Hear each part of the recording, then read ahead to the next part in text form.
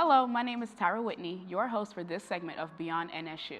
Today we have a native of Norfolk, Virginia, graduating from Northview High School in 2004 and a 2008 graduate of Norfolk State University with a bachelor's degree in mass communications.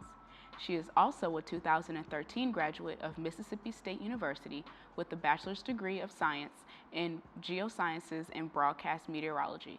It is my great pleasure to welcome Mrs. Iisha Scott-Pomier to the show. Welcome, Iisha. Thank you. How are you today? I'm pretty good. Excited to be here. Good, good, good. So my first question for you is, why did you choose to attend Norfolk State University? Well, I wanted to attend Norfolk State because I did want to stay close to home. I was a bit of a homebody when I was younger, so I didn't want to go too far. I also wanted to go to an HBCU, and then I thought, what better, way with two colleges in Norfolk. And really, I thought Norfolk State had a pretty good reputation for their mass communications program, and so I thought this would be a great fit for me. What activities were you involved in on campus? I was involved in two main clubs that I can think of. It was the National Broadcasting Society, also Mass Communication Student Association. So those were the two main organizations I was involved with. Also, NABJ was here a while ago when I was going here, and so I was involved a little bit with that. Also, Alpha Kappa Alpha Sorority Incorporated, obviously in that organization as well. So I was a little bit busy when I was here at Norfolk State. You were a lot busy. Why did you choose to live on campus as opposed to being a commuter? Well, I really wanted to get the full college experience. To me, going to college was more than just going to school and making good grades. I really wanted to get that full college life. You hear everyone talking about the college experience, and I just really wanted to make sure that I was close to the opportunities to get that experience. I didn't want to just come to school and go home. I really thought staying on campus would be a good idea for me to really get me involved a little bit more. And then too, I think with my personality, it just really fit. I met some of my best friends here and obviously met a lot of great people here through networking, and I don't think that would have come if I didn't stay on campus. What would you say to high school seniors who are about to become incoming freshmen here at Norfolk State University? I would definitely say networking is key. So try to get out of your comfort zone a little bit. I know it's hard, especially when you're coming into a college setting as a freshman.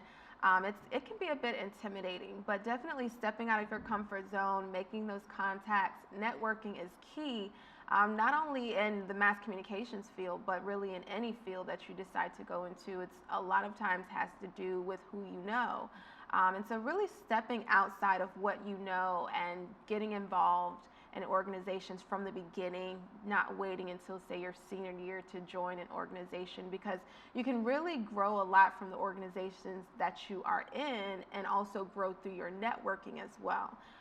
So I know with me, that was really important. I wanted to hit the ground running from my freshman year and not wait until my senior year to kind of get the ball rolling. That's really great advice. So we know that you always comes back to Norfolk State University, and we know that you were here last year for MCJR Week, and our producer was actually able to sit down with you last year for a one-on-one interview, and we actually have that interview, so we're going to show it and see how it went. Okay.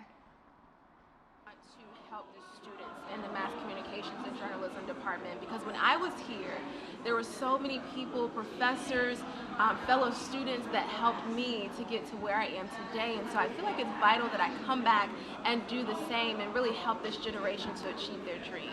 So it means so much coming back here. We are so thankful to see you every time. You're welcome. We welcome you with open arms here at Norfolk State. What do you want to say to the future students? Chase your dreams. Chase your dreams. If there's anything that you have been dreaming to do, whether it's being on TV, maybe radio, anything within, even if it's not within mass comm, don't be afraid to chase your dreams. Don't be afraid to take risks, and don't be afraid to sacrifice, because those are some of the things that's going to come with making that dream a reality. And I've learned that, from wanting to be on television since I was a little girl, and really having to make those sacrifices and take those risks, moving away from family. So don't be afraid to jump out there and just give it all you've got.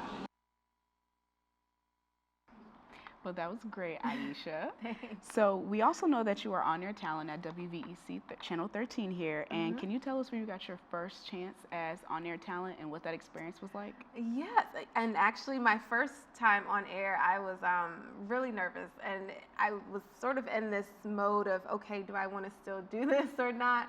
I started off in Richmond at the NBC affiliate there, NBC 12, and I was working as a production assistant. And a lot of people that want to get into TV usually start off as a production assistant.